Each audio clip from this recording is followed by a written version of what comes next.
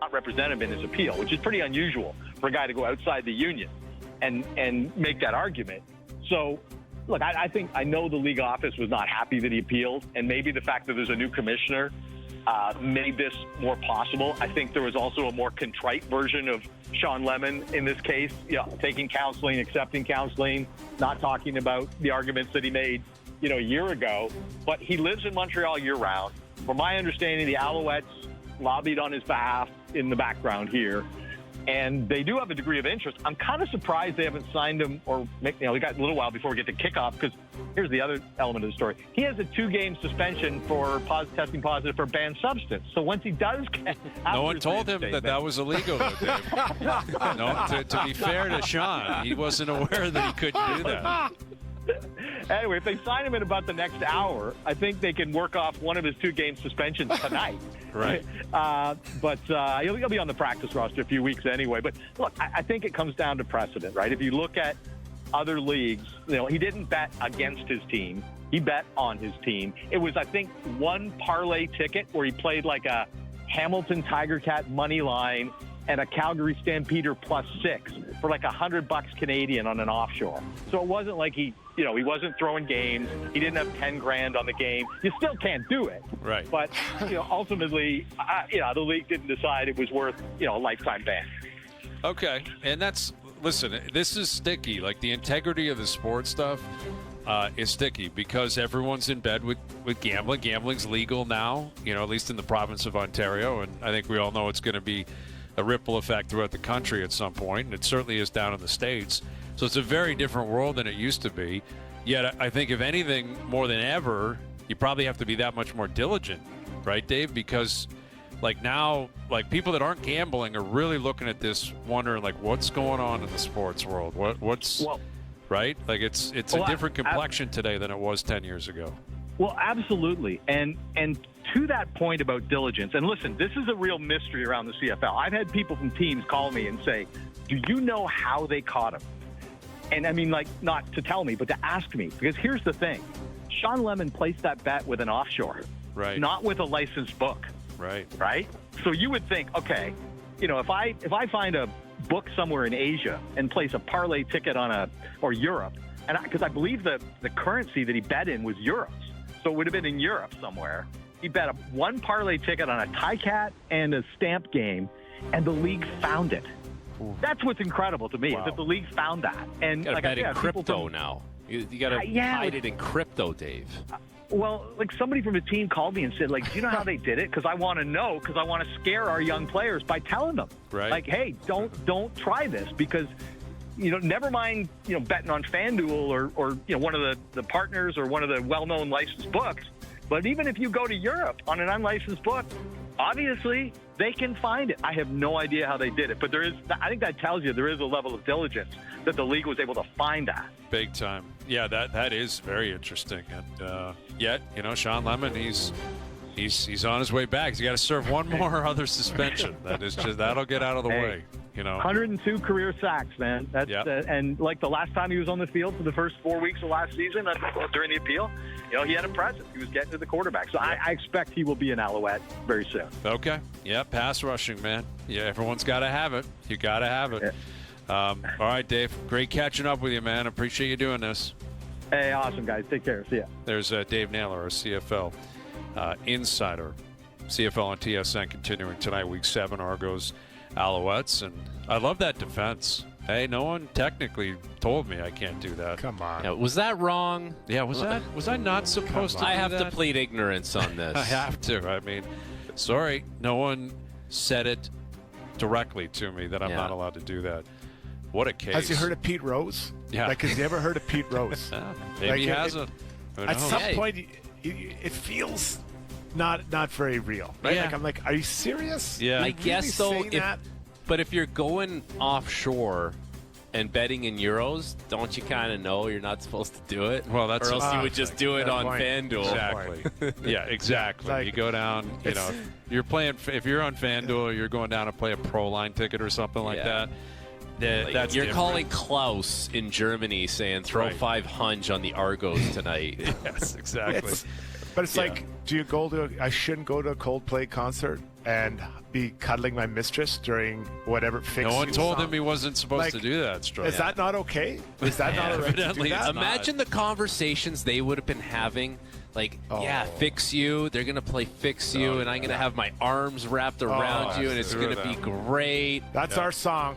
That's our song. That's our song. That's the affair song. Everyone knows that. You're having an affair. That's the song that everyone loves.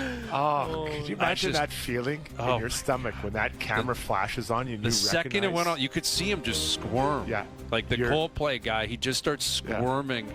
And now it's just blown up. Like the guy's backstory, the woman's backstory, what's going on with it too. I guess they had another colleague that was right beside them, and she was kind of laughing and she was squeamish. the HR disciple. Apparently, well, she knew what was going on. Clearly, yeah.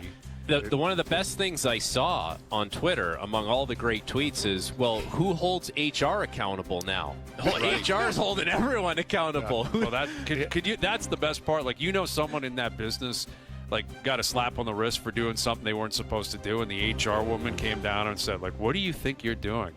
And now that guy's like, "Are you kidding me?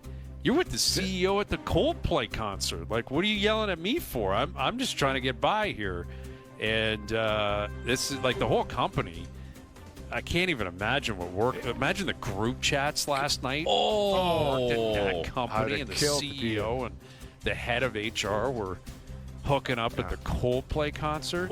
Yeah, and they're out of sync. They're swaying out of sync to the music. Now, if we show that one more time, is that Mitch Marner who pops up in the background with the glasses on? It might be. It's his doppelganger. You can see. So here they are. Oh, boy, I'm in trouble. Then this guy's got his hands up in there. Then all of a sudden, out of nowhere, Mitchell Marner. There's Mitch. No, this is it right here. This is him. Right there, 93 for the Golden Knights. He's fired up. Look at him. That is Mitch. I think it is him. I think he's in up. Boston. I think you're right. That could be Marner. He might be up there in that CEO's suite. Who knows what he's doing. There he is. That does look like Mitch. He looks comfortable. He looks like he's happy. He's everywhere. Yeah. Can't get away from Mitch Marner right now. Yeah, the Coldplay crew. That's a tough one, man.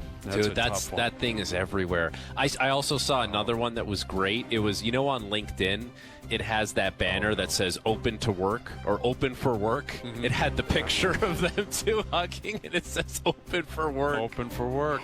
Yeah. Man. And just the way they weaseled out of bringing their significant others to the concert is another. But I just need to see. I want to hear that. Because it was the guy had to say something like, "Oh, it's just for work. We only got enough tickets to bring some of the crew, and I wish I could bring you." And meanwhile, these two have a big plan for when "Fix You" is being played. And great song, though. Yeah, it is. Great song. Yeah, Coldplay, listen, they're not bad. They're okay. I get it. I could take it or leave it with Coldplay, but they're okay. They're not bad. Yeah. Anyway. Now we got to see if they can top that, and like what's going to happen in the future. Like, I'm guessing they're in Boston for 4 nights. I'm assuming like they're probably there for 3 or 4 nights. He's going to be making jokes like crazy. What's his name? Chris Martin. He's been making jokes like crazy. He's going to pan over to people like, "Hey, he'll be working. You have the a crowd. Significant other at home, or is that your wife?" He'll be working the crowd. Wow. It'll be a yuck yucks type vibe, I would think. But for think of the Coldplay people. tonight. They were going to go with their affair people. Like, those plans are broken. Oh, like for sure. Like, if I was immediately. planning on going, like, "Hey, babe, we can't go." Like, Some this guy isn't had a happening. plan tonight with For the sure. side piece, and he's like, "All bets are off. You're out. Not happening. We're not Can't going to see risk it. Coldplay tonight. Cannot happen." Might have saved some marriages. Yeah. Oh, that's true. I mean, That's maybe the these good two that comes out of this. These two had to sacrifice themselves for the betterment of everyone else's marriage. They were slain on the altar of misery, so other people can enjoy the rest. That's of right. the summer. And the big winner in all this, the CEO's soon-to-be ex-wife as she cashes in. Oh, it's going to be, and possibly the CFO who's like, "I'm coming, I'm going up, Right. I'm moving up because I don't know if this guy's sticking around." Right? This guy's a loose cannon CEO. He's out there with his mistress. They don't want this guy leading. Can't have him representing a publicly traded company. No chance, man. Someone's going to step right into that gig and like send a check Korolnik to and Chris Martin. Kolyakovo, they do winners and losers of the weekend. Yeah. we already know who the big winner. Yes. The big winners are. Yes.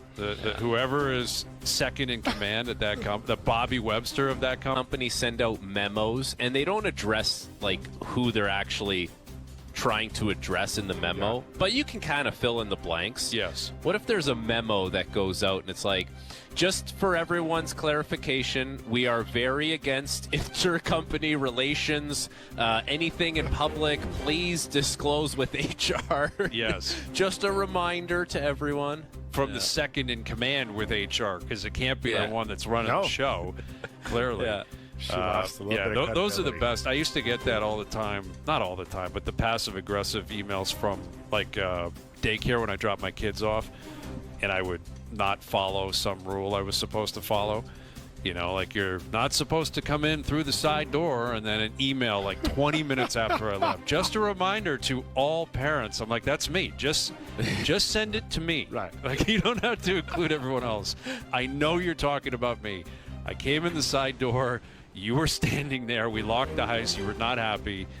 You don't have to send the passive-aggressive email. Send me a text. Give me a call. Just say don't do it again. I get it. Don't drag everyone else into this.